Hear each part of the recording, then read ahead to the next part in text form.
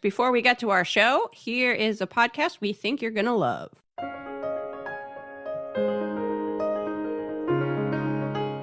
Do you love true crime, history, and mysterious happenings? Every week on The Cult of Domesticity, a guest and I discuss a different historical happening, a true crime story, or whatever strikes our fancy. Join me, Courtney, every Thursday to hear some fascinating tales from some fascinating people, wherever you listen to podcasts.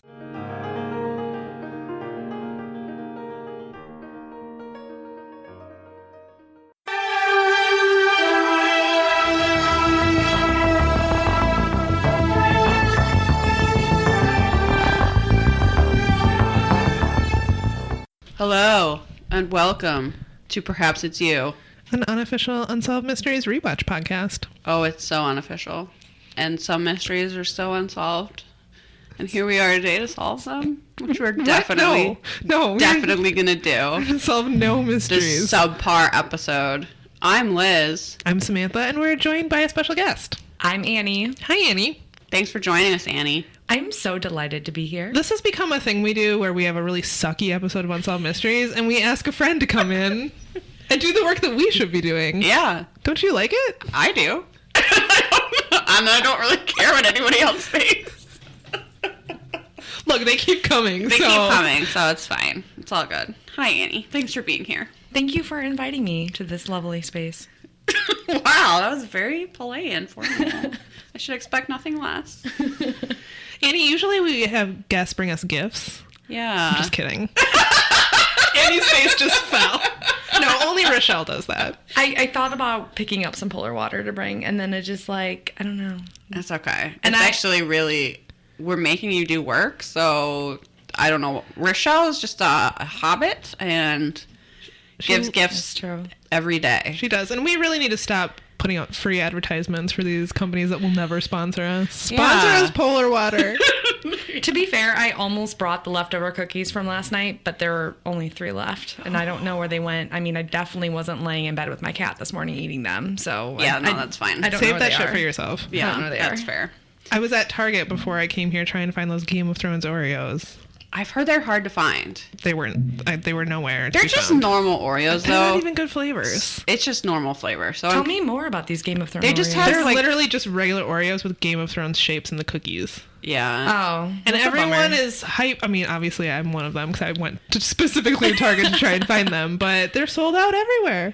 Okay, if it was a special flavor, what flavor would you want it to be? You know what? I would want it to be like red wine or something. Yeah. Like, I feel like that would be a nice sweet and savory combo. Or like lemon cake. Red velvet. I mean, Yeah. just the red wedding. It could really be like red velvet, or it could be like... They could have been so lazy and have been like, Cinnamon. it's winter's coming mint. The end. Yeah, it could have been like... done. Sold. I will hire your agency. Like, they have mint flavor just sitting in a vat. Like, they could have anything. Just Or swirl it in, but make it blue. There have Done. been cinnamon Oreos before, right? Maybe like red something hot. with honey, like honey mead. Annie. That's brilliant. You cracked the code. That's why they pay me the big bucks, which is nothing. Which is Hire- $0. Thanks, Nabisco. Hire us, Oreo. Come on. Yeah, that is very lazy, but So, long story short, I'll probably never find those Oreos. I'm sorry. Oh well. But there are worse problems. No. It's the top.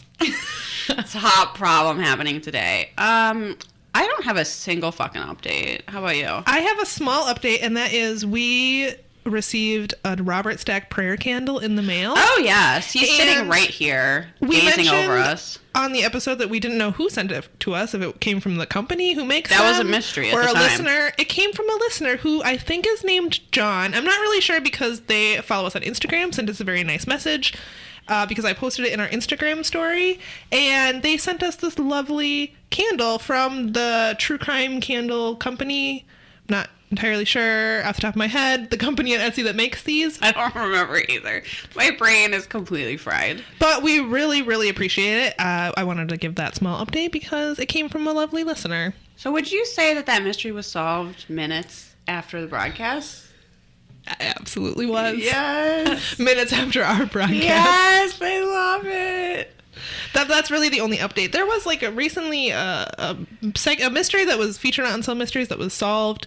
But we haven't covered that mystery, We so...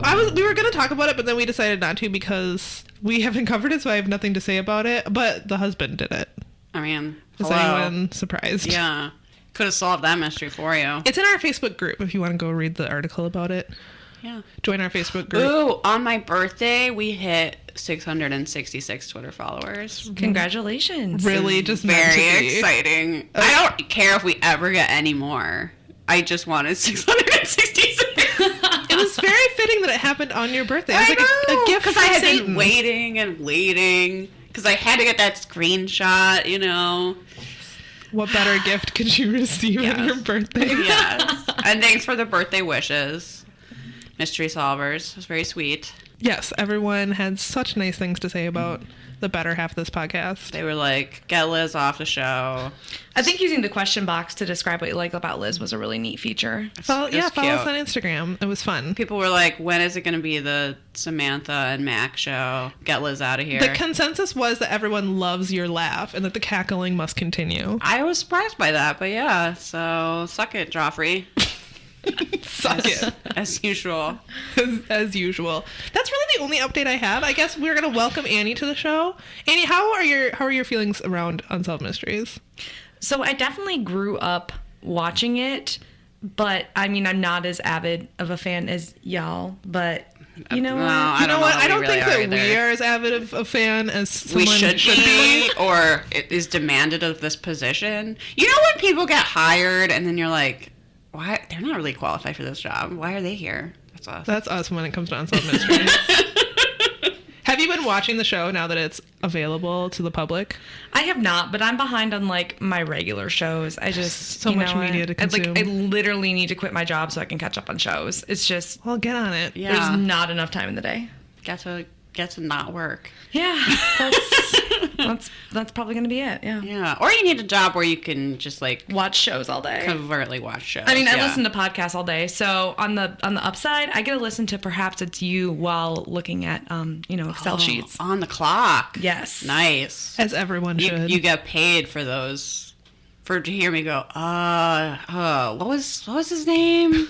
Oh, that thing I do. Quality entertainment. Oh, we're so glad you're listening to us this fine day. We are on the last episode of season 3. Somehow already we've come to season 3, episode can't believe it. 22. If you're following along with our evil overlords, Amazon Prime. It's the last episode of this season. Next week we'll be doing our listener stories episode. So if you have seen a motherfucking ghost or a motherfucking UFO, perhaps as you're listening to this, you have like a day, maybe, to send in your story. Email it to us at perhapsitsyouPodcast@gmail.com. We have quite a few. Yeah. So get those in because I've they're read none of them. they We will tend read to them on the be show. the scariest stories I've ever heard in my life. I don't know why everybody that listens to this show has been haunted by such demanding spirits, but it's true. Get in those tales. Okay. Yeah, it's going to be a good time. And then we're going to take a brief hiatus. Yeah, because you know what? We've earned it. Also, Samantha's having eye surgery. Also, I'm just demanding it. Samantha's like, maybe we'll take a week off. And I'm like, no, more. Please. Let's, like, sleep or go get pedicures or something. Hopefully the weather in Minnesota will fucking get it together and we'll have some spring and we can actually enjoy That would be, we could go outside? a It's an idea. novel concept at this point. Aw, that would be lovely. Go have our goth picnic. Yes. We're going to have a goth picnic in the cemetery. We have to celebrate friend of the pod Arden's the death of her single life. She's getting married soon. So, That's literally what we're going to do, is have a picnic in a cemetery. well, you know, it's not, I don't really know what normal people do. Who cares? Yeah, also who cares? Sell sell suckers for $1 at like gay clubs. Oh, that's what normal people do? Yeah, it's Okay. it's overrated. Oh, for like bachelorette parties. Oh. I thought you just meant like in daily life, like everyday life. And like, oh, normal people? Yeah, they're out selling suckers This at gay is how clubs. out like, of touch I huh. am. Okay, well, I wouldn't know. I can't say I go out much. This so is exactly how out of touch I am with what normal people do that I was like, what? was like, It didn't even occur to me that you were talking about a bachelorette party. I mean, I only do this because I have friends when they come into town. I go out with them, so like 3 times a year. And there's always a bachelorette party at Gay 90s. Always. Yeah. And they're always selling suckers, and they're the loudest. They're selling suckers? Yeah. Don't you give them away? For the honeymoon or whatever. What? This is something totally new to me. First of all, you've brought your bachelorette party, your presumably straight bachelorette party, to a gay space. Yes. All right, whatever. Mm-hmm. It's not really my place to roll my eyes at that. But then on top of that, you're like, also money, please. It's pretty obnoxious. Wow, I had no idea. I have seen bachelorette parties with those suckers. So I guess I didn't realize that they could have been selling them to people. Are you ready for the tagline, though? What? Suck for $1. Mm-hmm. Of course. Wow. See, nobody invites me to these things. Hard to believe, right? Also, you never told me the rules of what I can and can't say, so just watch out. Oh, there's none. There's no rules. Perfect. I mean, I guess if you're, like, gonna endorse Mitt Romney, we'll have to ask you to leave, but not, like, language-wise. Mm-hmm. Swears are fine. Swears are fine. Okay. I guess it's not anything. Yeah. Right-wing political rants, not the fine. Earth is flat. Everyone, the Earth is flat. I'll allow that. Honestly, whatever. Yeah. As we've talked about, so for our Patreon this month, we are doing the Flat Earth documentary on Netflix. And we talked about this on the show, but I've heard other people talk about this too. Okay, if the Earth is flat, that changes my life in exactly no ways. If I believed that, I would wake up the next day and just do the same. Shrug? Like, what difference does it make? Who cares if the Earth is flat or not? I mean, I would probably go to the globe that my parents have in their house and cut it in half. Smash it? Yeah, I'd be like, this is wrong! Yeah, but... How dare you have a globe Earth in this house? Yeah, I guess I'd just be like, well, those people are... Look how stupid they are with their globe. And then I would be, like, silently chuckling to myself about how smart I was, and... Then I'd probably write Apple and ask them to update their emojis to reflect the flat Earth. Oh, do you think we could get a flat... It's like an Earth, but a pizza? Like a... disc Earth emoji? I can add that attachment to the email I'll send to Apple, so... Yes, please. Okay, send that straight to Steve Jobs, if you could. Awesome. On it. Dear Mr. Jobs. Dear Mr. Apple. Head of Apple, I assume. Okay, am I stalling? You know what? As usual. I didn't hate this episode. No, actually, okay, I watched it twice, and the first time I watched it, I was really just, like, looking to divvy up the mysteries, and I was like, this was not... didn't seem very memorable. And then when I watched it the second time, I was like, okay, actually, some of these mysteries are good. The problem is... mystery aside. The last mystery is a fucking bummer, and why would you end your season on that? Though I realize these are not in the same order that they aired, but it's just like... Ugh. It was pretty sad. It was brutal, and so we gave that one to Liz. Yeah. Actually, I think, to be fair, Liz volunteered to do and then it's very short, but it is... Brace yourself for some sadness at the end. And then we just also have this unnecessary Jeepers Creepers dude update.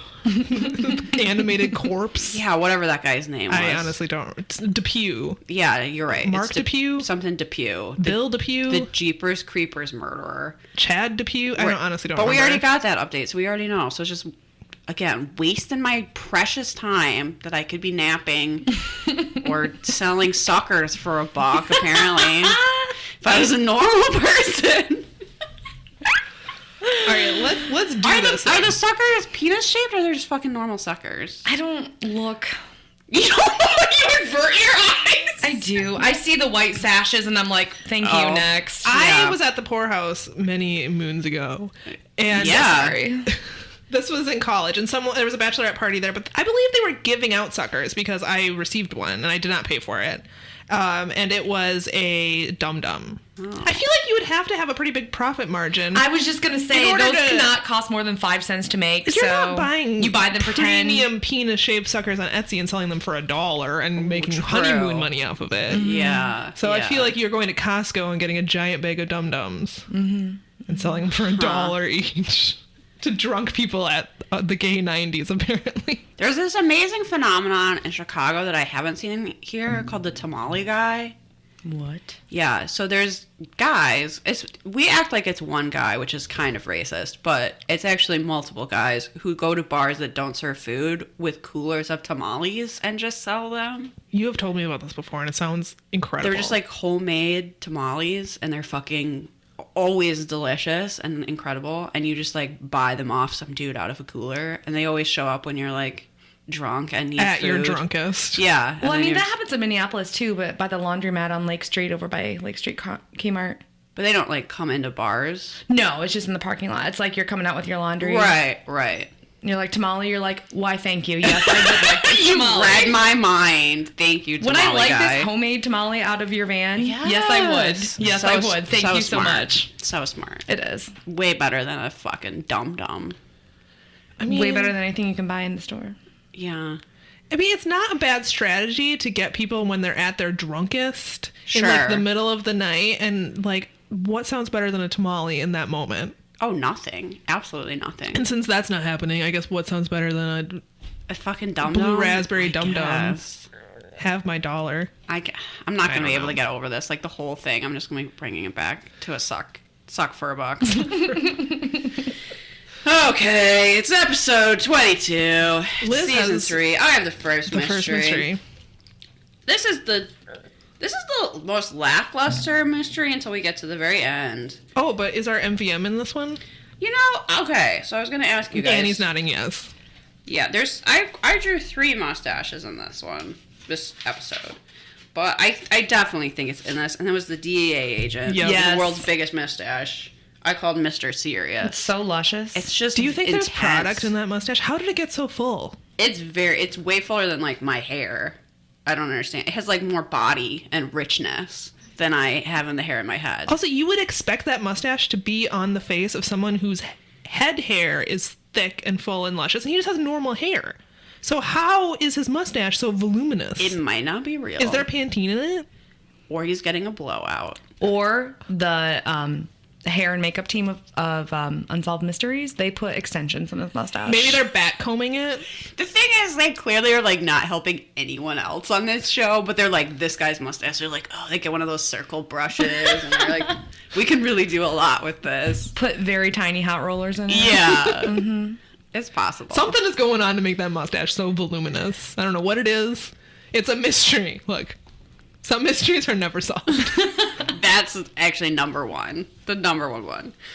This was at the time a wanted case. This is a case of Rafael Camonera, and it takes place in Douglas, Arizona. So it starts out with Robert Stack telling us that we are losing the war on drugs Oh no! due to brazen drug dealers. Smuggling cocaine. Yeah. It fails to mention that the reason people smuggle drugs in the United States is that Americans want to buy drugs. Without a market for it. What? That would not happen. It's wild. This has got a lot of D.A.R.E. vibes. It sure does. Which I didn't actually have the D.A.R.E. program, but... Oh, you didn't? Andy, did you have the D.A.R.E. program? Oh, yes. Hell Do you yeah. still have that t-shirt? Okay, this is something I ask everyone who says that they were in D.A.R.E. Did your D.A.R.E. program have a song? Dare to keep a kid off drugs. Dare. That was a way better song. That than- was the song? Did you just make that up, or was that actually your song? No, that was the actual song, and they played it every time we had the assemblies and everything. You had a way better song than we did. What was your song? Ours was D, I won't do drugs. Get the A won't have no attitude. What? I don't know. I think they were struggling to come up with I You think won't R, do drugs. You won't have attitude. R, I will respect myself. Okay. And then E, I will educate myself. Okay. Clearly, this is really, stuck with you. It's been a part of your character here. For some reason, the song has stuck with me all these many years. I don't know why. Do you think it's kept you off drugs? No. No. If anything, D.A.R.E. encouraged children to do drugs. I just think it's just such a ridiculous approach for so many reasons. But it also did act like, it's children of the 80s, early 90s. We were definitely told that people were just sitting around waiting to, like, trick us. No, to give you drugs to get you hooked. Yes, you would get drugs for free, and then, like, you would be hooked, and then like, that's how you would be Or addicted. you would smoke a cigarette, and that's the gateway drug. to do drugs. I definitely remember I needed like a physical to go into high school. Mm-hmm. And my doctor was like, listen, you're going to be in high school. People are going to be offering you sex and drugs. I'm not telling you what to do. But make a decision now so that you're not caught off guard. And I was kind of like, high school sounds awesome. And then I went on to be the lamest, most unpopular child. It was very misleading about all the drugs I was going to be offered. I know. I used to remind my parents, I was like, I'm not going to the cornfield kegers. I'm hanging out with the theater kids. Are we drinking energy drinks in the basement and watching Rent on DVD? Yes, we are. So, like, if I wouldn't come home by curfew, I'm like, you're so lucky I'm not out drinking beer in the cornfield with the jocks. Exactly. Do you know how lucky you are to have me as a daughter? I was too busy Good to buying remind your Chinese parents. food and watching Law and Order. I didn't have time for that. Yeah, and I was riding horses, like one of those girls. So, yeah. So we were all super cool, super happening. That's basically what we're saying. I mean, who's starring on a podcast right now? Not the kids who are in the cornfields. Me. The theater kid. Exactly. Our no jocks allowed policy continues on the show. Perhaps because I know none. Yep. Was barely able to complete my mile in gym. Oh, God.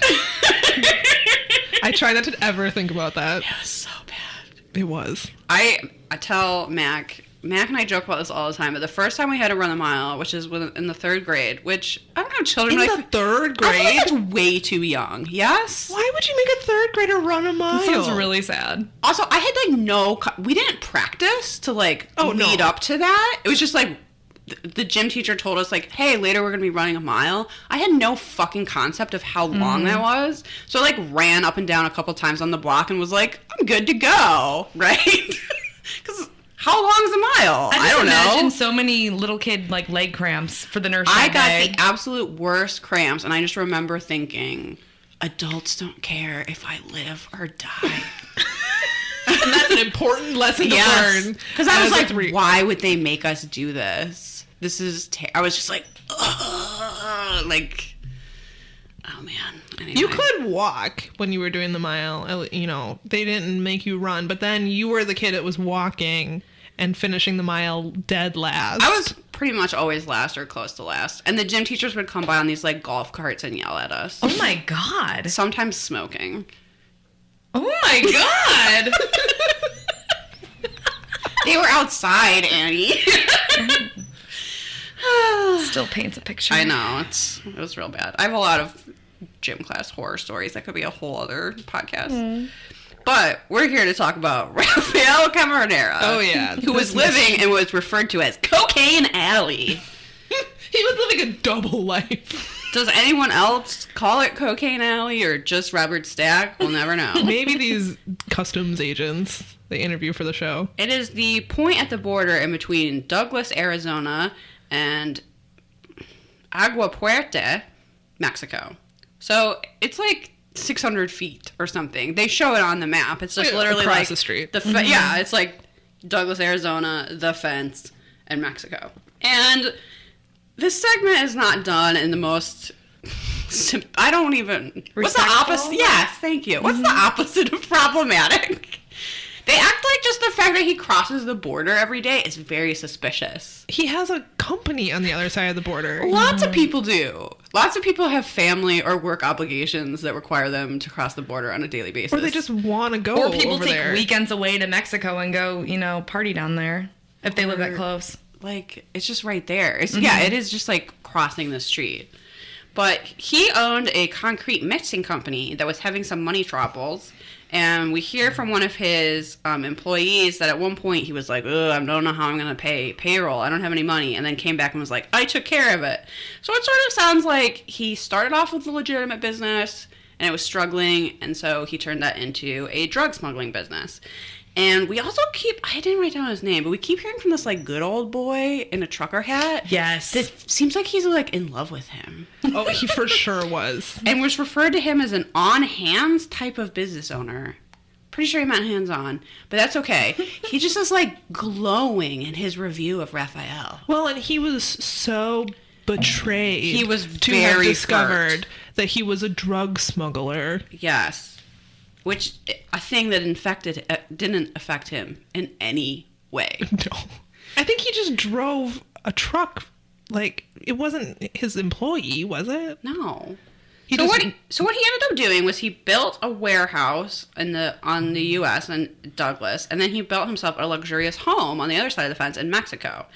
And that guy is like, he's the type of person you would ask to join your local Lions Club. Yes. Because he seems so respectful. And I was like, guy, I have a lot of trouble believing that you ask Mexicans or Mexican Americans to join your local Lions Club. And sell your Tootsie Rolls. So I thought about that. The other thing that I kept thinking about was Robert Stack and all of the people they interviewed for this episode kept talking about how he had this... his family was like a facade that was hiding his like devious persona. It's like, no, he really did have a family. He had a real family and he smuggled drugs. It's like if you have a family and a job. Like, it's not... They made it sound like he married this woman and had I children. mean, some people have a day job and a side hustle. Like, that's all it was. Yeah. I think it's really seemed like he tried to have a legitimate business and it didn't work out. And so he like turned to an illegal business. So I'm very sure he had the family life first. Mm-hmm. Not that he was like, what would be a great cover for my drug smuggling opposition? I'll fall in love and sire children. Like, no, he's a dude. He's just... People seemed shocked that he was not, like, I don't know, wearing a t-shirt that said, like, I'm a drug dealer. Yeah, well, the woman, I think his secretary was like, said he didn't look like a drug smuggler. He didn't dress like a drug dealer. I was like, I'm sorry, how many drug dealers do you talk to, lady? Maybe a lot. Maybe she buys a lot of drugs. Maybe they should look into her. I don't know. She seems to know what a drug smuggler looks like, so maybe we should ask some questions. Because it was all a facade. He just smuggled drugs. This was happening only a block away from the U.S. Customs Office, which, okay, that is a little brazen. Mm-hmm. So I think his real problem was that he didn't bribe the right people. Because I'm very sure that if he could have gotten some of those custom agents on board with the scheme, could have lasted a little longer. But, all right, so they start to get... We should start looking into Liz as well. I'm just... She seems to know how this works. Just saying. Are you smuggling cocaine into Canada, Liz? Yes, I am. Into Canada. I knew it. The 10-hour drive is worth it. Totally. Oh, I speak a canoe. I'm going through the lakes. Carry it all on my back. So yes, the customs officials started to get suspicious, particularly of one large truck that was making frequent trips into Mexico and then around the state. And then somehow they find the tunnel. Yeah, he had a ton. So Robert Stack calls this something straight out of a Bond film. Yes! Which is hilarious. So I don't know that it is, but... It's just a concrete tunnel, but it goes... to get to the tunnel, the pool table comes up. Well, that is amazing. I made Mac watch that because that's so cool. They had like a button they would push. It has a hydraulic lift that lifts even the concrete under the pool table. Yeah, for the part that's in his house. So it goes... And that's when you push the cocaine in. And then you go... They had, like hand carts to move it down this lit concrete tunnel to get to the shaft part where they put it on a specially made pulley. A pulley. Yeah. And then they hoisted it up, and then they would put it in the false bottom of this truck that had, like, lumber on it. And then they would, just take it to wherever. Honestly, this guy deserves to be a successful drug smuggler. I wrote down he seemed very industrious. And also that his concrete business works great because that's where he got all the supplies for the tunnel. Yeah. Of course. That's why that tunnel's so well made. I'm impressed, honestly. Yeah. And, yes, it was exactly like something out of a James Bond film. And then one of the DEA agents tells us it's one of the most amazing smuggling operations I've ever come across. And obviously, he's, like, super impressed. And that's when we learn that he didn't dress like a drug dealer and that he seemed like a good family man. And I'm going to say he probably was. Sure he was. No one really had a bad word to say about him. He just smuggled drugs. Sure. Like, I'm not even aware he committed any, like, violent crimes. Mm-hmm. He just provided the United States with our insatiable need for cocaine. Supply and demand. Yeah. So this was wanted. They were searching for this guy. What it turns out is that he was already in Mexican prison. He had been captured in Mexico on a boat with, it's a lot, carrying 2.8 tons of cocaine. That's a lot of cocaine. That's a lot of cocaine. So he was arrested in Mexico for that crime, but he was arrested using an alias, so they didn't know his true identity. And so he was serving only 5 years for that much cocaine. But then in 1999, he was profiled on America's Most Wanted, and authorities got a tip that he was in Mexican prison under that name. So he was extradited to the United States for persecution because of that narc. And so then he spent like 6 years or something in He was US out, though. prison. He's out. He's still out if he's still out. alive. I'm not aware that he has Hopefully passed on, building so- pool tables like that for other families.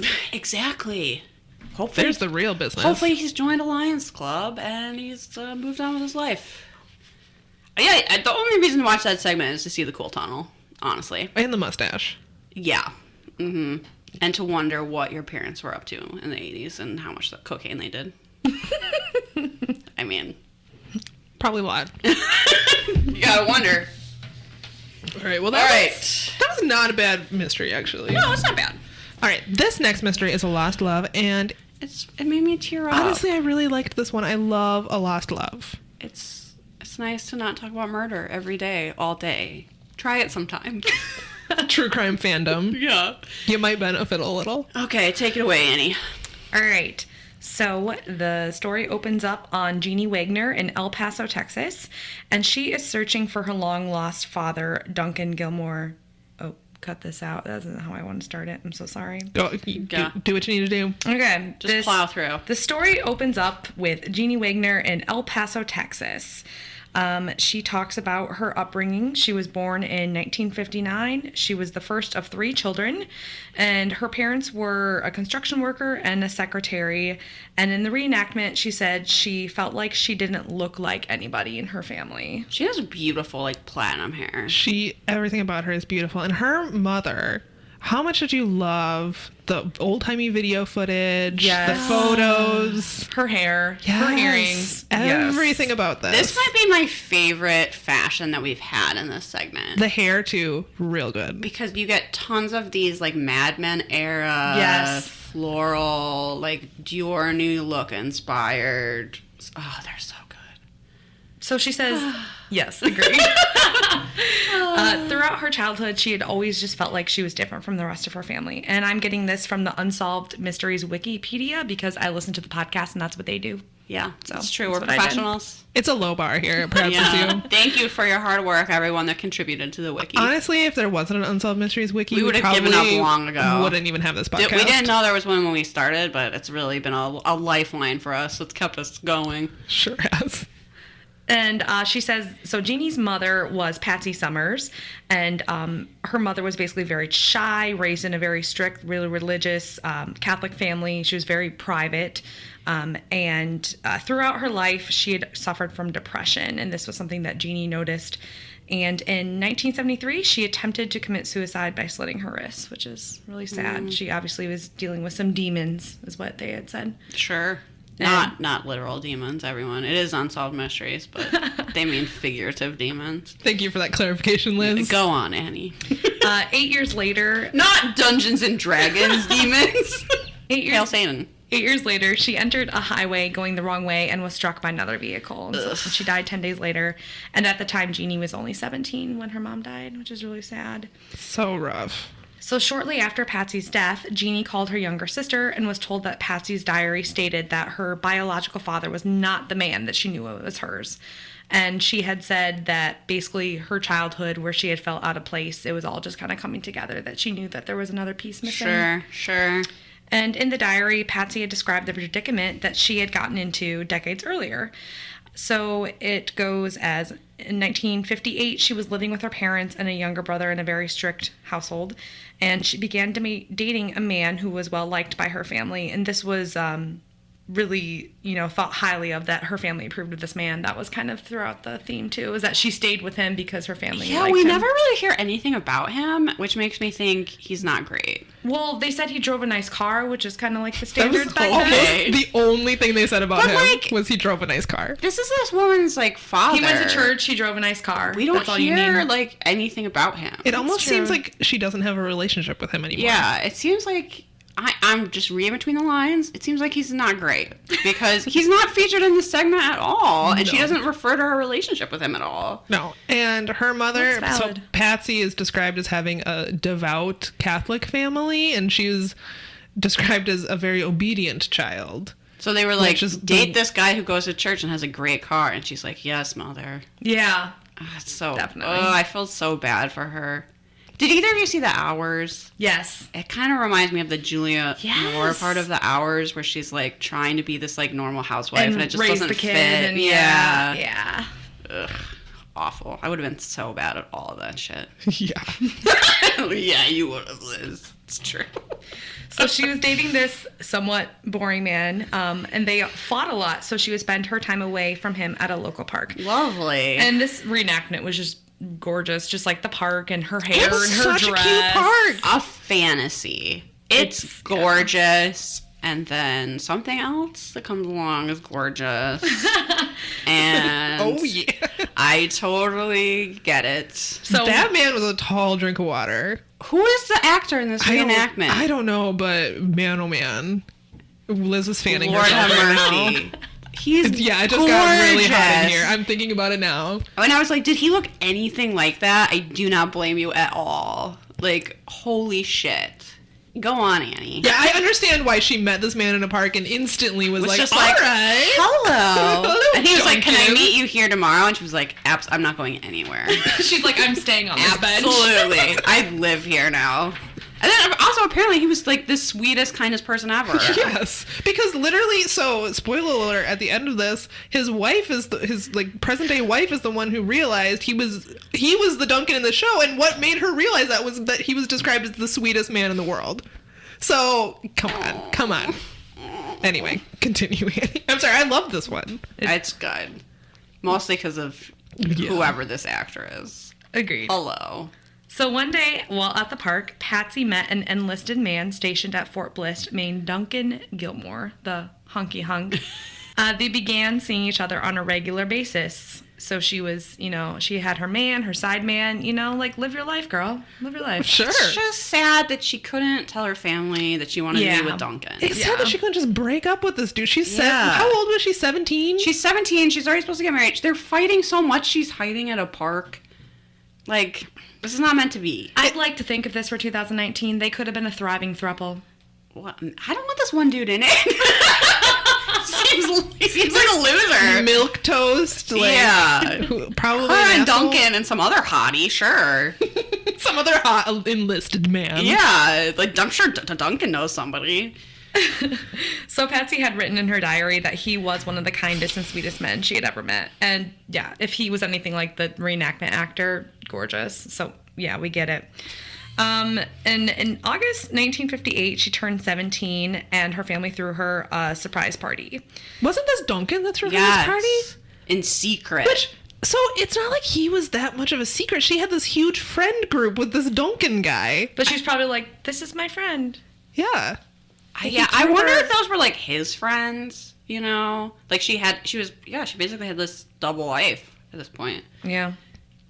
Well, Patsy was living a lie, and obviously that lie, led to some internal demons with herself. And keeping her relationship with Duncan a secret from her other boyfriend and her family was also what she was doing. And meanwhile, they continued to see each other into the fall of 1958. But in October, she discovered that she was pregnant. Very scary. Just awful. And her boyfriend believed that he was the father, probably because he had a car and he went to church. So He possibly didn't even know how sex worked. And yeah. That he was like, my question. He was like, that time we held hands. Oh, God. I know. I was like, How much especially sex if they were they having? If they were Catholic in the 50s, it's probably like he maybe felt her boob, and then he's like, "You are with child." You are with child. Oh, I'm sorry. I shouldn't have let my hormones run wild. We have to get married tomorrow. It's kind of how it sounds like it went. No, I feel so bad for her. And the beautiful, horny life that she could have had with Duncan. I know. So she told Duncan about the pregnancy, and of course he wanted to marry her because he was the kindest and sweetest and most honest man, you know? Yeah. He was ready. He was going to make it right. However, she felt obligated to stay with her other boyfriend because Why? he had a car. Why? Because her parents would have been mad. Well, it doesn't sound like she told her parents she was pregnant. No, but she just, like, knew they wouldn't approve. It was a man, yeah, that they had no idea. I mean, this probably was like a neighborhood boy who lived on the street and, you know. Went to their church. Yeah, They don't know anything about this Duncan that just happens to be at Fort Bliss. And so I took a quote from the episode. She had said, I had to do it. I had to please my mother. It was the most important thing in the world. There was no other way. Her life, I mean, she's only 17. Yeah. She knows so little of the world. She's living this, seems like, very claustrophobic life. Mm-hmm. She didn't know. She didn't know how good she could have had it. Yeah. And then went on to be really depressed and miserable. Yeah. Living this lie that she didn't want. Which brings us to, on November 11th, 1958, Patsy and her boyfriend were married. What a joyous occasion. It's the saddest wedding ceremony you've ever seen. Bum, bum, bum. They were the only ones that knew she was pregnant because I'm sure her family would have freaked out if they would have known that she was pregnant. Yeah. Even though I feel like pretty much everyone getting married back then was pregnant, but it's just one of those things that everybody was just like, let's never bring up that all of these babies are born like 6 months after weddings. Yeah. just put it under the rug. It'll be Yeah. Just admit it. Everyone, just admit it. It's fine. Calm down. Everyone's fucking. Calm the fuck down. It's gonna be okay. You're making it worse. She was the only I'm one yelling who at the knew- past. It's not working. It's not helping. You're right. If we yell enough, can the actor who played Duncan just materialize in this Please. Hello. Hi. room? Liz is now fanning herself with her notes. Oh my god. But Patsy was the only one who knew who the real father was, obviously. And I think Jeannie, that was pretty common. yeah, that's pretty sad. But Jeannie was born 7 months after the wedding. Also, another quote I took is that she prayed for a child with blue eyes who looked like her then husband instead of Duncan. And she did, right? She had. Yeah, she did. She did. So then it goes back to the night that the episode aired. And on the night of the broadcast, so Suzanne Gilmore of Lake Wylie, South Carolina, was watching. She was certain that her 54-year-old husband, Duncan, was Jeannie's father.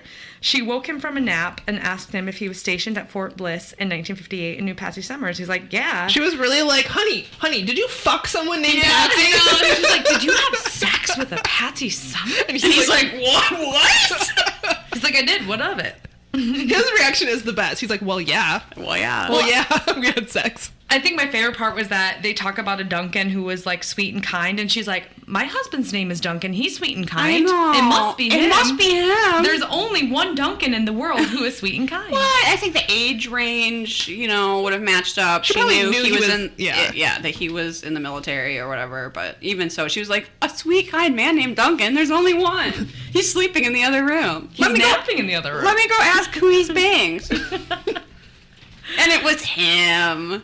And I also like that she included that as like part of her story. She's like, did you sleep with her? No, it's important. Yeah. And then he woke right up. He's like, did I sleep with who? Well, yeah, I did. So then we see the happy reunion. They had looked up Jeannie and they got together. And at first they were pretty sad for all the time they'd lost, obviously. But then, Duncan got to play with Jeannie's kids. They were showing the kids playing, fetch. He was like going to be a part of their life right away. Fetch. Kids play fetch. It's cool. Sports. He was... What do I know? Look, everyone in this room has pets. This is how we... Yeah. Pretty sure that's called fetch. He was just so excited. It was really sweet. He had no idea he had a kid. No, he did. He knew. Yeah. She told him that she was pregnant, and she chose... Oh, yeah. She was like, sorry, I've chosen to marry my boyfriend. Yeah, bye. Yeah, and so I assume he probably got stationed somewhere else. Yeah. That was before you could just He find was someone like on Facebook. so on board with being a part of his family's life and being a grandfather to these Oh, children. yeah. He was and- excited. So his wife said, "Congratulations, you have a daughter." And he was like, "Oh, she's looking for me?" Because of course he knew, but to find out that his daughter was now grown and looking for him was probably the sweetest thing ever. Sweet. I love these mysteries. Yeah. Duncan, he does seem really nice too. Yeah. That description of Duncan is accurate. We don't know how hot he was back in the day. I mean, he looked like the sweetest and kindest man I'd ever seen. I think he was probably pretty hot. Yeah. Based on the Patsy way was he pretty hot. aged, yes. What a story. It was a great story. But now we have a murder. Yeah. So, well, it's a Still- wanted, technically. It's a little bit of a downer. This one This is... one is just referred to as the singles bar. And I was like, so a bar? I mean, don't they gotta go understand. somewhere. I don't get it. understand. Yeah, it's a murder. Well, Singles bar. a wanted. Okay, so on March 25th, 1982, 43-year-old divorcee Hilda Amelia Roche Poor Hilda. met a man at a singles bar in Alexandria, Virginia. Hilda told friends that she later had dinner with the man and planned on meeting him again. She also stated that he had a lot of money and a nice car.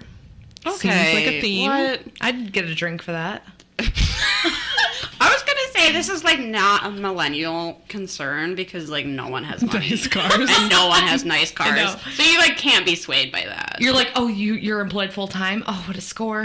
Oh, you have health insurance? I know. No, that's it. Hubba, It's like, hubba. let's get married for the health insurance. You have a savings account? What is Talk that? dirty to me. Yeah. All right, so yeah, he had a lot of money and a nice car. However, she never told friends his name. On April 1st, 1982, a woman's body was found in the woods near an elementary school, shot once in the back of the head. There were also signs of sexual assault. At the time, however, police could not identify her. So, 4 days later, Hilda's friends reported her missing.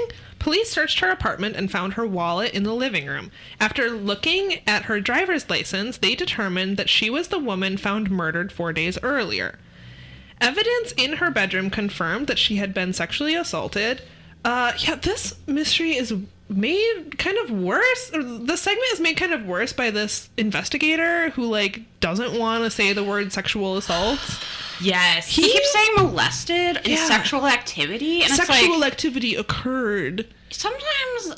It's like he knew his mom was watching him on TV and he had to, like, be careful what he said. I mean, okay, I can sorry, kind of, Ma. I can kind of relate making this podcast, but yeah, she was raped. She was Right. brutally assaulted. Right. It wasn't like I don't. Pretty- Sometimes pretty people bad. act like just saying rape is like worse than the actual crime. It's quite true. The way that it gets sanitized. And that happens a lot in this segment. Okay. Hold on, I lost Poor my place. Hilda. So inside her room, they found her blouse, slacks, and pantyhose. They also found adhesive tape. Because there was no signs of forced entry in the apartment, investigators suspected that she knew her killer.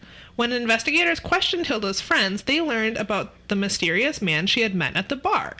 She had told her friends that he was from Florida, drove a nice car, was a consultant for the government, and lived in an apartment complex in Alexandria. Can you imagine if I was like, hey, I met a guy. Oh yeah? He's got a nice car. And he works as a consultant for the government. You'd be like, ew. Like, Liz, are you okay? You'd just be like, Liz, you're married. Well, I don't. does Mac know about Yeah, this? I don't know. Is Matt cool with this? You guys have some sort of arrangement? Are you looking for a throuple? It's like with that Duncan guy, yeah. I am. All right. The 1,400 unit apartment complex was the only clue investigators had to the man's identity. They searched through lease agreements going back 3 years. After going through more than 25,000 files, they came up with 32 possible names of men that matched Hilda's date's description. Did they What decide? files? I don't even understand.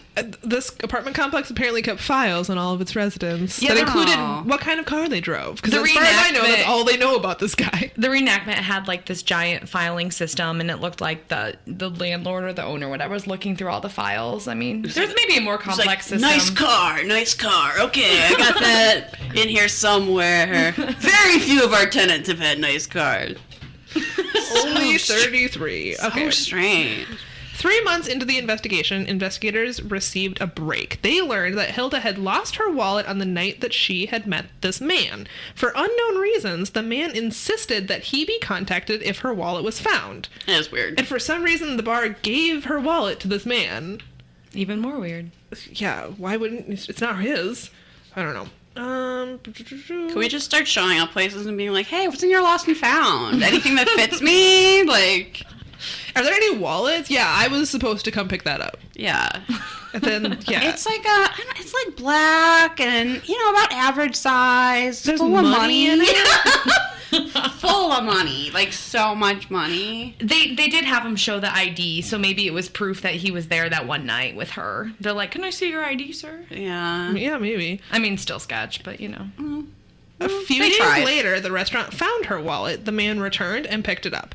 The restaurant owner remembered little about the man, but she agreed to undergo hypnosis in hopes of remembering more information. This is one of the more helpful hypnosis mentions on Unsolved Mysteries. Agreed. I just kind of wish we were still in an age where you could just be like, to the hypnotist! This investigation has stalled!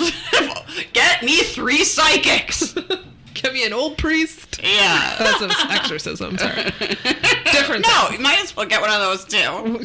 Can't Old hurt. priest, young priest, Look, 3 look. psychics, and a hypnotist. Can't hurt, might help. All right? Do you want to solve crimes or not? This is how we do it. All right, she recalled a phone number belonging to the man.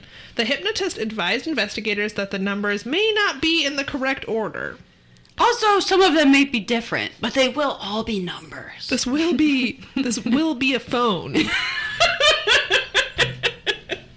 Investigators compared the phone number with the numbers belonging to the 32 suspects. They came up with one almost exact match, and it was that of 38-year-old Gregory Barker, a man who always looks surprised. That was my impression. Maybe he's surprised he's a murderer. I don't know. That's how he looks in that mugshot. It is. I'm looking at a picture of his face right now. It's like he's saying, no, don't take my picture. His dumb face. Yes. And then it snaps. Looking surprised. At least he doesn't look like Dennis Depew, the animated corpse. No one else does. No human on Earth looks like they've just been decomposing in a lake for a week like Dennis Depew. All right. Bloated corpse motherfucker. Barker was a former marshal in Vietnam. Interestingly, he moved out of the apartment just a few days after the murder. Investigators could find no evidence that he actually worked for a government agency. Surprise! He was lying to women he intended to kill. Yeah, they're like really hung up on the fact that he's lying. And I was like, he's also a serial killer. Maybe he's not the most... They're like, but he wasn't really working for the government at all. Like, okay, he's a murderer. He also reads so many spy novels that he like thought he was an elite spy. Yeah, I mean... But he didn't always tell the truth. Right. I hope everybody was sitting down when they heard that piece of shocking He information. wasn't an elite spy? Yeah. Oh my god. I'm not... Could you imagine Who if would a lie about dude that? told you that he was an elite spy? Immediately hit my panic button. Oh, God. I wouldn't be able to keep a straight face. No, absolutely An not. elite spy, you don't say. Go, huh? That's interesting. I have to go home now. The elite spies are the ones who own concrete businesses. Well, that guy And was... their pool tables rise off the floor. That was actually pretty impressive. All right. Investigators later matched fingerprints found in Hilda's apartment to Barker. They believe that on the night of the murder, Barker arrived at Hilda's house, returned her wallet, and asked to come inside. They believe that he took her to her bedroom and sexually assaulted her there. After that, he kidnapped her, took her to the schoolyard 9 miles away, and killed her. Ugh, The poor reenactment. Hilda. We've talked about scary horror movie-esque reenactments before, and this one was really terrifying because she was stripped naked, Yeah. walking through the woods. He's just screaming at her. Yeah, and then he shoots her in the back of the head. Yeah. So this is really horrible. Yeah, if you're Very primal. yes, it really Very is. scary. And yeah, if you're the person who watched this as a child and remembers being terrified by the music, this is probably why. No, it You was saw definitely things like because this. of aliens. This was like, ho-hum, I don't go to a singles bar, who cares? That's probably true. Because you're 8 or whatever. But aliens could abduct you through your window at any minute. There was a really interesting thread in our Facebook group where people were asking like what your irrational fears were as a child, and mine was that an alien, I was going to be laying in bed and a light would shine through my window, and yeah, a UFO would like pull up and take me away. Because I probably watched something on the History Channel. There used to be so much alien abduction about stuff. alien abductions, Yeah. when my parents weren't home. You're like, well, that's probably what's going to happen to me. Yep. Better be prepared. Yeah, because aliens are going to come take me. Sure. I mean, why not? They seem to take everyone else. Why not you? Why not? You gotta have a more positive attitude about yourself, Samantha. So why won't you get abducted by aliens? They'd be lucky to have you. That's right. Absolutely.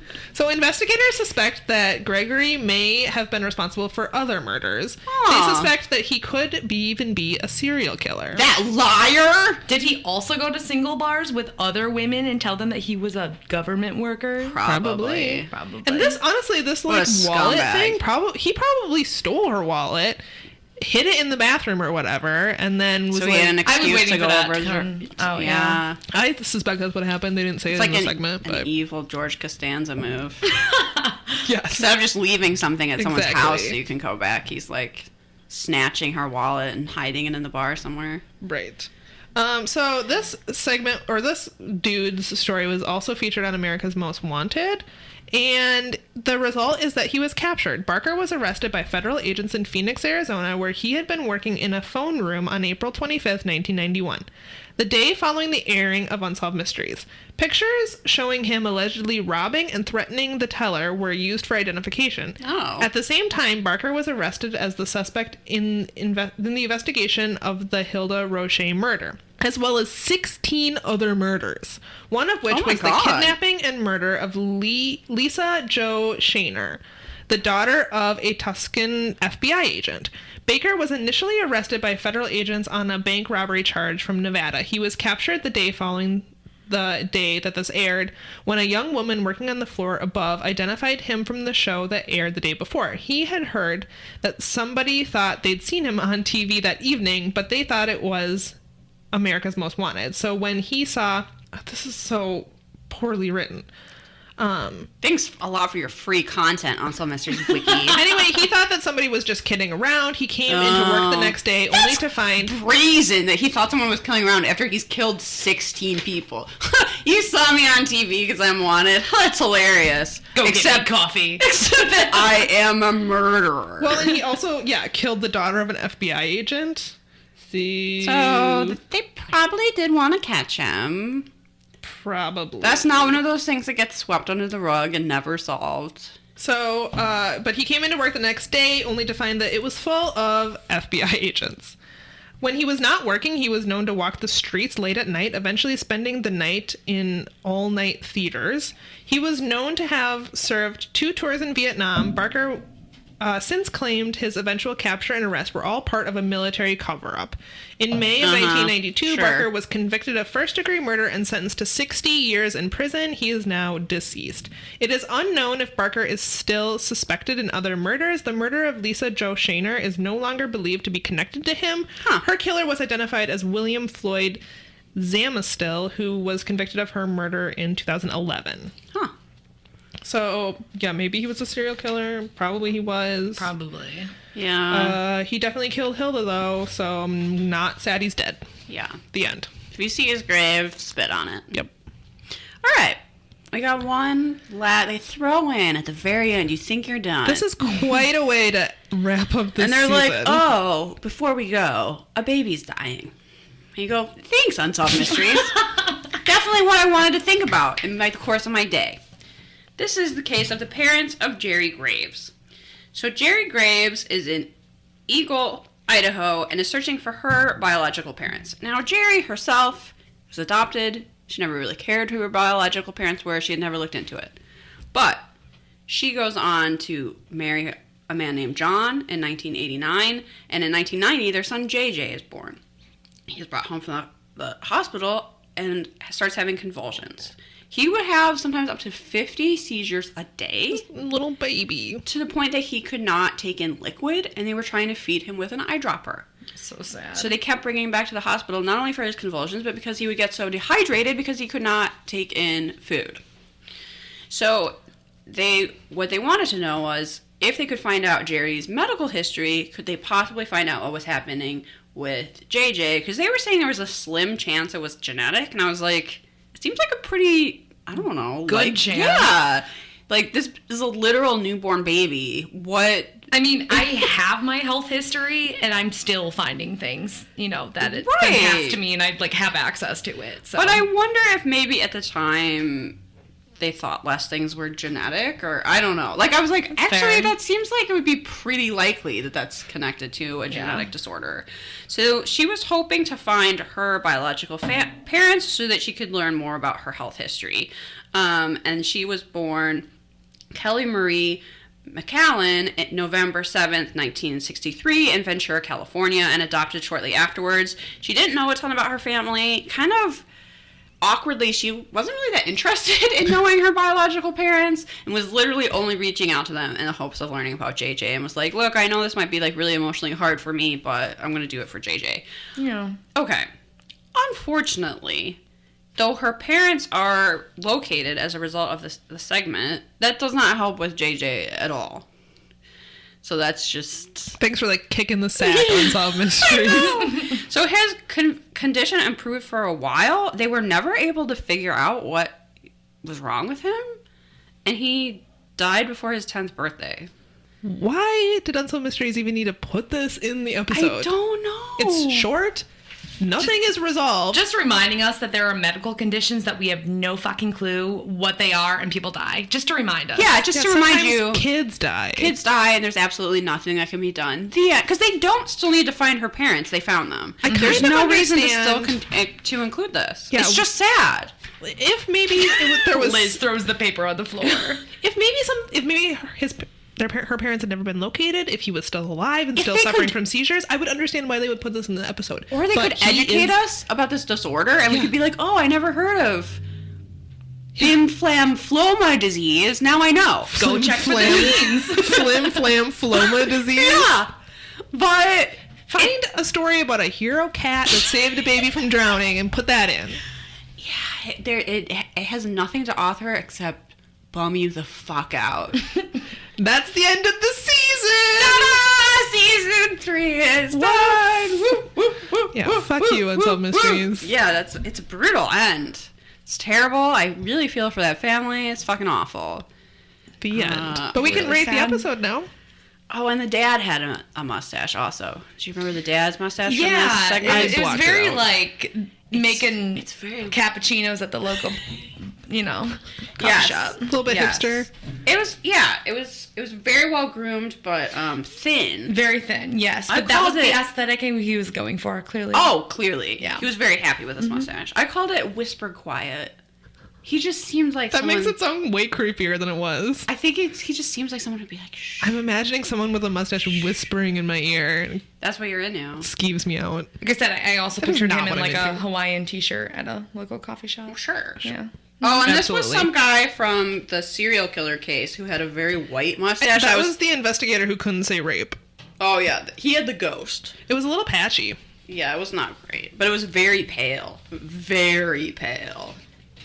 All right, let's read this damn thing and be done with it. So the first category is mysteriousness. Okay, let's see. Drug tunnel, not mysterious. Depew, that we already knew about, not mysterious. The Lost Love. Lost Love. I guess the day it aired, it was mysterious. And then the next day it wasn't. Well, I'd say it was mysterious for Jeannie because she felt like she wasn't part of her family for all this time, and she felt a longing. That's true. Like a Her sideways? life was mysterious. A thumb, Yeah. thumb sideways, maybe? I guess. Sure. Okay. Fashion is our... Well, or reenactments. I'm sorry. Reenactments.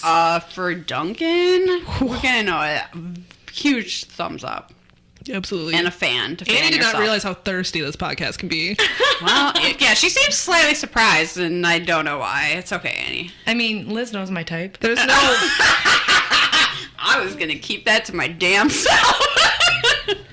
Yeah, I'm not bringing up anything about a certain star of a certain show. I mean, Craig T. Nelson, circa 1989. No, not God, bad. Annie, not no. bad.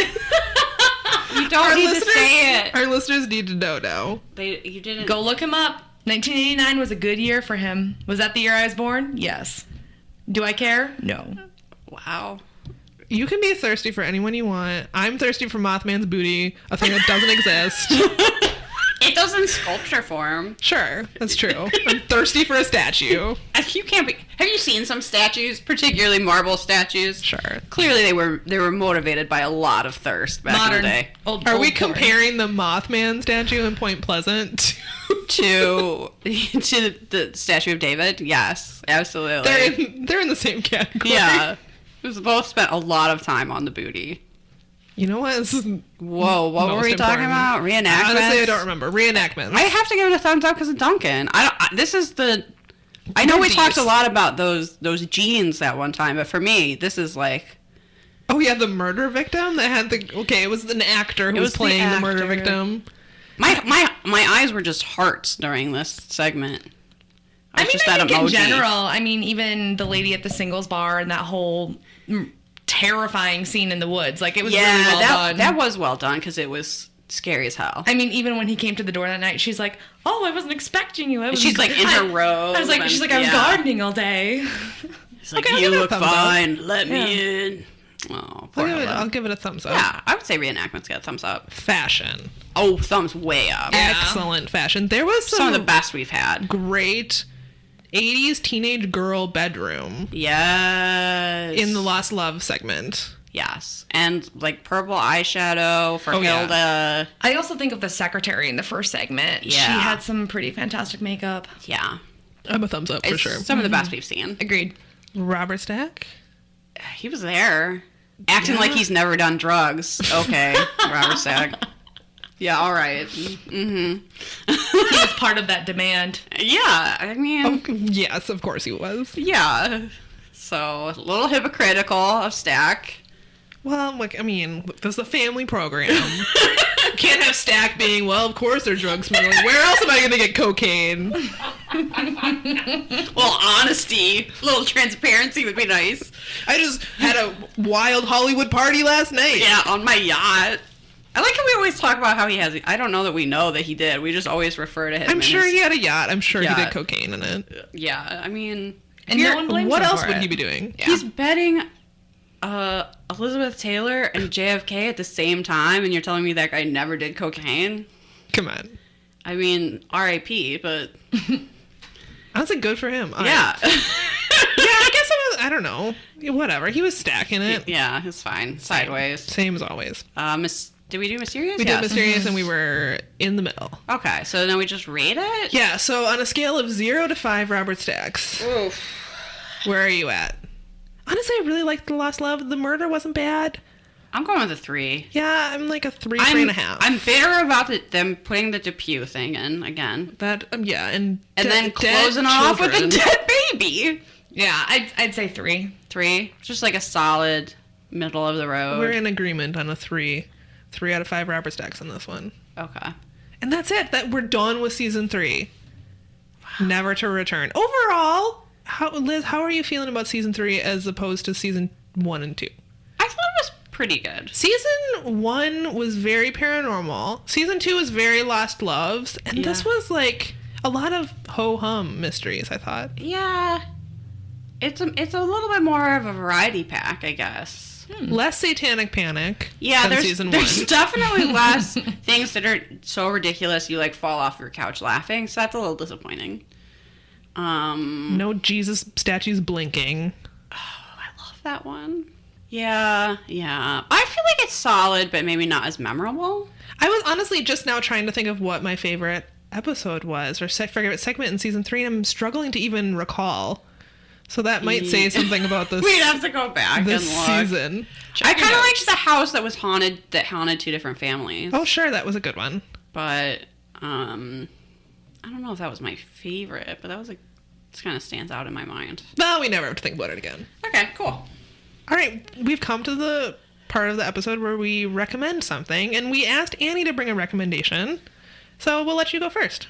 I actually have two. Is that allowed? That's absolutely allowed. Yeah, Well, so do it. the first one I was thinking is I am a podcast fiend because I, have a desk job and you got to get something to get you through the day. When So- you're not thinking about Craig T. Nelson, you need to be listening to something. So and I go through phases and I'll just kind of keep them stored on my phone and then I'll just binge them. Sure. So By the Book is a podcast hosted by two writer comedians who take a self-help book, they read it, and then they kind of live by the rules for 2 weeks. Oh. And it's really fun. And they do like an array of things, but they also come from it from like a very like progressive feminist perspective. And they kind of bring down some like fake feminism books like Rachel Hollis, all her stuff. Is that Girl Wash Your Face? Yeah. Oh, Super problematic. throw up on the floor. But then there's some really good ones. Like they reviewed Shonda Rhimes' Year of Yes, and then like sometimes I'll read the book and then like listen to the episode and I'm like, yes, I love that chapter too. So like it's got me to cool. kind of like read some like cool books, and they'll do like astrology books, and it's fun because one is kind of like into the fluffier stuff, and one's like super analytical, so they come to it from two different angles. So it's a great podcast. I like it, and I was listening to quite a few episodes this week. But my second recommendation, only because it came in the mail yesterday, you can get customized pop sockets of a picture. It's just a sticker. That is Yeah. your cat. So like if you're Oh my at God. work and you're like, wow, this is my life, I need to spend the money I'm making on something that'll make me happy. So the name of the Etsy store is The Skin Dudes. And which is a creepy name, but go on. it came to me in like a week and a half, so not too bad for Etsy. It was about $10, $11, I want to say, including shipping. And you already have a pop socket. They just do the sticker. So they give you the sticker, and then you too can have your fluffy fur baby on your pop socket at all times. That's adorable. Maybe they'll do a Robert Stack. Yeah. What? Trench coat Robert Stack? What not else? all khaki Robert Stack. Never all khaki Robert Stack. Can you get the trench coat Robert Stack, but he's standing by Hollywood Boulevard like he's about to flash someone? Actually, That's already there. You could just snap it from... Yeah. I mean, I think it says it has to be your own pictures, but are they looking? Probably not. I mean, it's my own screenshot. Yes. That's not how copyright works, Samantha. Oh, that was a good mystery too, though. That Cynthia mystery. That was. I liked that one from season 3. It had some wild twists. And her ashes are under the Hollywood sign. Oh, R.I.P.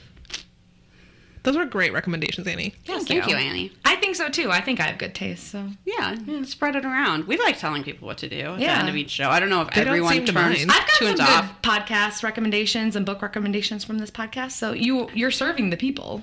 Yes, that's absolutely what we're Liz doing. screaming about soap nuts. Hey, some people, 2 people, seem to be interested in that recommendation. So I'm finally vindicated in me constantly bringing that up. Is it my turn now? Sure. Okay.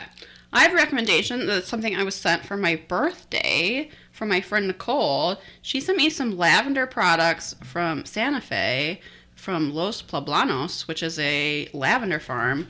Fucking smell this shit. One of these is lavender lip salve. This is like the best lip balm I've ever used in my life. And if you're willing to use lip balm I've used, you're welcome to use it. My. It is a lip salve. It's like more of like a shea butter. It's super rich. Like, I don't really like Burt's Bees lip balm. I feel like I'm not a fan. It's too hard. Like, it's too waxy. Oh, this smells so good. This is much more like a butter. So floral. Yeah. I And then- love this. So that's $4. I looked it up. And then Lip salve. I also got this lotion, which smells very similar, but... They grow the lavender? Yes. I want to live on a lavender farm. So, not that much sounds grows well lovely. in New Mexico because it's too hot and dry, you know. Lavender But will grow fucking anywhere. lavender grows really well, so they have this a lavender smells so good. farm there. And then she also sent me this like little cookbook that are different recipes that have lavender, and it's just the cutest, sweetest little thing.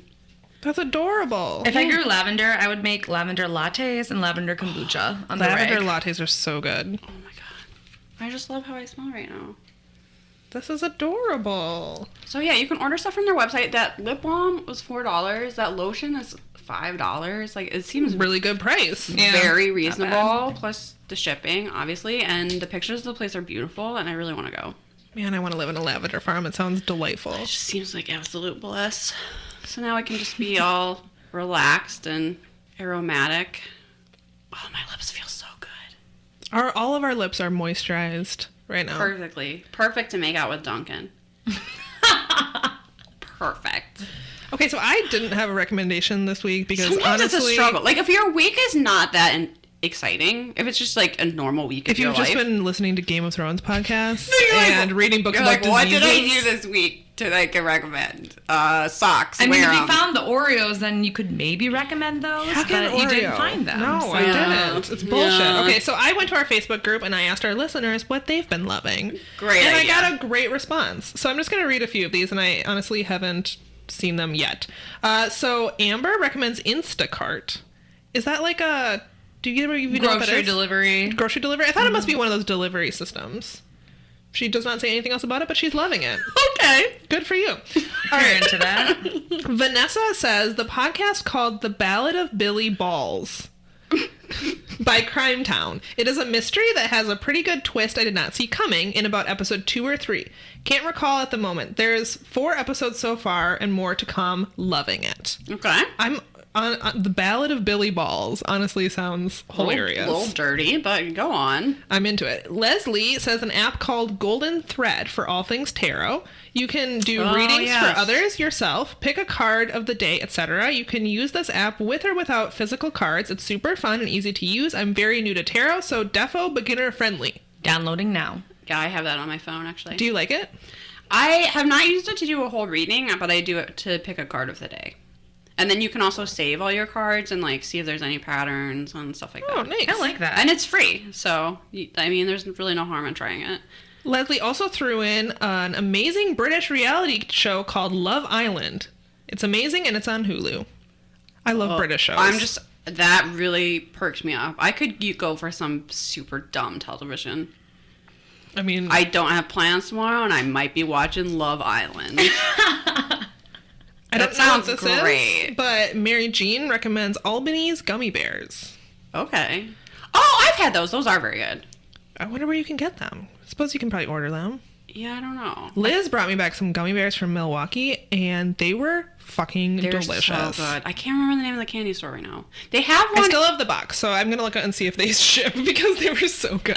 At least they have a location in the Milwaukee Public Market, and every time I go to Milwaukee, I go and get these gummy bears. My They favorite make them were themselves. the sour pineapple ones. All of them have like such Oh my distinct God. flavors, unlike normal gummy bears where they all kind of taste the same, and they're so fucking good. Delicious. It's more like a chocolate shop too, which I'm not even sure I've ever bought chocolate there. I literally just go and I'm like, give me a pound of gummy bears now. Mary Jane also recommends both of Caitlin Doughty's books, which I'm going to read one soon. Oh yeah, that's on our book I keep club getting agenda. recommended. And yeah, I think we're going to read Smoke Gets in Your Eyes. I'm looking forward to that. She also has like a YouTube channel that is supposed to be really good. Add that to my list as well. And is also enjoying The Americans, which is a Matt, TV show. Matt watches that. Yeah, I've heard that's good. I think my husband watches it too.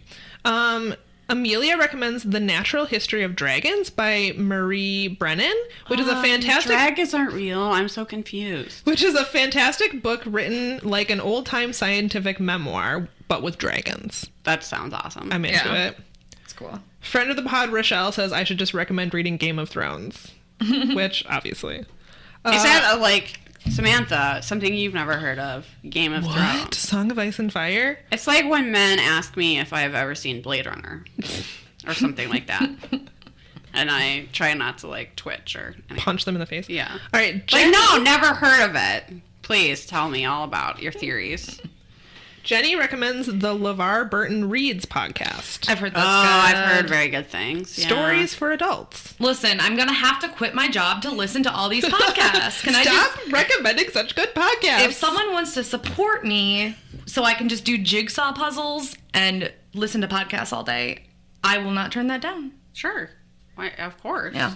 Me neither. Put me out there for that. In the meantime, I have to support my cat so she has a good life. Well, yeah. Obviously, yeah. Those were my recommendations from the listeners. Thanks, listeners. That's a nice smorgasbord. Thank you. Thanks for all your support. Absolutely. Thanks for listening to season 3.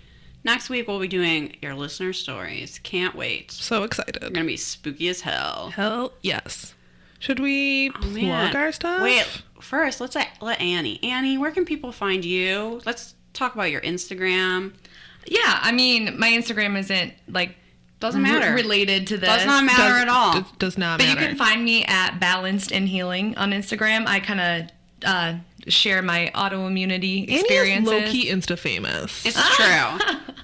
So Way more sort successful of than our content Instagram. are people going to find on your Instagram? I talk about meal prepping and like things I do to kind of manage my autoimmune conditions. Then that's mostly like eating like an anti-inflammatory diet.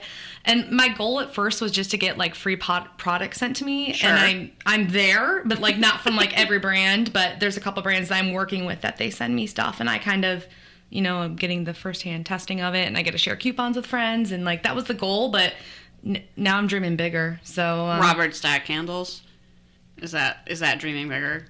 You're like, no, that's several steps down. You mean you actually cultivate a brand and don't just snap pictures of you drinking seltzer water, even though they're not sponsoring you? Huh. That's a novel concept. Bold plan, Annie. I like it.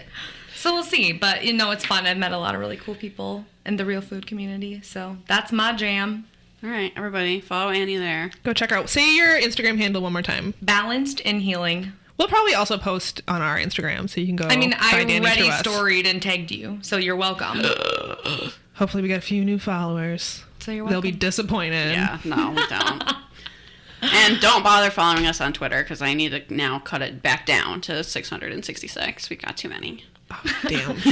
We could lose a few followers. Yes, we're actually. on the social medias. Perhaps it's you. Facebook, Instagram, Twitter. You can join our Facebook group. We interact there. If you received your super duper mystery solver Patreon reward, you should take a photo and tag us on the social medias. Because I would Yes. love to see them. They went out. I have seen at least one person received theirs, so I know at least one of them made it through the mail to its destination. We had some weird weather this week, so Yeah. there might be a little bit of delay. Slight And delay. also a couple people are in Canada, so Yours will be a little... who knows how long it will take to get to you. No idea. I'm At least they're not sorry. going to Australia. Yeah. You can find us at our website, perhapsitsyou.com. There's also a form if you want to send in your listener story that way, or you can email us at perhapsitsyouPodcast@gmail.com. And like I said, patreon.com/perhapsitsyou. If you give us even $1, you It's get such a deal. like 15 or 16 episodes right away. We appreciate a bargain. On my birthday, Hy-Vee was selling raspberries for a fucking $1.28. That's the best. I was so excited. Can we talk about fresh berry season is coming? I think raspberries are my favorite food. Winter's coming, but so is fresh berry season. I have a coworker who doesn't listen to this podcast, so I feel comfortable in Okay. saying that her husband told her he had never heard of blackberries before. Dump him. She was eating blackberries and he was like, "What is that?" I mean, we do all have these blind spots, but that seems... Does he not go to a grocery store? Like, I don't understand. That's Maybe not not. like a gooseberry. Yeah. Or some or sort like of... a goji berry. It's not like a fruit you don't just, like, see around. Like, has he never ordered a fucking fruit cup? Does he and there's never one? read the sure he Target has ads not. that are 2 for $5 blackberries and raspberries mix and match? Yeah. You know what? There are people out there. This is like that. I can't understand. This is the most random ass reference. There is an episode of Everybody Loves Raymond where his dad goes to the grocery store for like the first time and discovers salsa and has never had it and is like super excited. And that show sucks, but I feel like you would have to be like an isolated old man to have never had a blackberry. Maybe he only eats... I don't know much about this man. Maybe he only eats beer and pizza. Wow. Who knows? What a Totinos. life. Yeah. They didn't make a Hot Pocket blackberry flavor, so to him it doesn't exist. Could you imagine a blackberry hot pocket? Pocket. I mean, that's kind of like a hot apple pie. It's a hot blackberry Honestly, pie. that sounds really good. Oh my god. Little no. mic- No one microwavable take that. blackberry We're pie. gonna do it. Make millions. So I that am I can not- listen to podcasts. I am and not do eating puzzles. a blackberry Hot Pocket. It's a blackberry microwavable pie. Liz. Yeah. What else is in there? Just blackberry? And what? Yeah, blackberry pie filling. That's it. Sugar. Yeah. Okay. Probably a shit ton of sugar. No cheese? We could maybe put some basil Why would in you there. put cheese Because in it's a a blackberry Hot pie? Pocket. You expand your mind, Liz. Okay. It's the Hot Pocket dessert line. Okay. Hot Pocket, call us. Oreo, call it. What? Look it, we have so many good ideas. Do we? nasty though. Liz, be quiet. Yeah, that's true. We really need like our own line of seltzer water at this point. Yes, call us Polar. I mean, just I could make a kombucha for you. We could If have you wanna perhaps tell me- it's you brand kombucha. I mean, if you want to The tell me what flavor? herbs and fruits you want in there, I'll brew it for you. Yeah. It's a mystery. It's a mystery. You Mystery don't know what it flavor. is. Mystery flavor Does anyone kombucha. drink mystery flavored kombucha? I think so. I mean, maybe. If it tasted like Airhead's mystery flavor. Or that Oreo mystery flavor. Which is Fruity Pebbles. Yeah. Did you see that Polar made ginger lime mule a permanent flavor? Yeah, will Yeah, I be, because Samantha was posting about it. will I be able to- Pineapple lemon twist got robbed, but I'm not that mad about ginger lime mule. Ginger lime mule is like my favorite though. It's pretty good. But will I be able to get it here? That's the problem. No, probably I'm not. just gonna stare out the window forlornly. Our inability to get good Polar flavors. Is that how we should end the season? Just that wine. That's on brand, really. It really is. If you want to listen to a podcast, it's just a bunch of people complaining about something they're supposed to like. This is the podcast for you. 5 stars. Yeah, stars. definitely rate us on iTunes Apple Podcasts. I don't think we mentioned that one. Oh yeah, do. We only accept 5-star reviews, so keep that in mind. Even if you have something shitty to say, give us 5 It's gotta be stars. 5 stars. That's required. Enforced by Steve Jobs himself. All right, everyone, get out there and solve some goddamn mysteries. We got a dinner and a movie to go see, so we're out. Bye. Bye.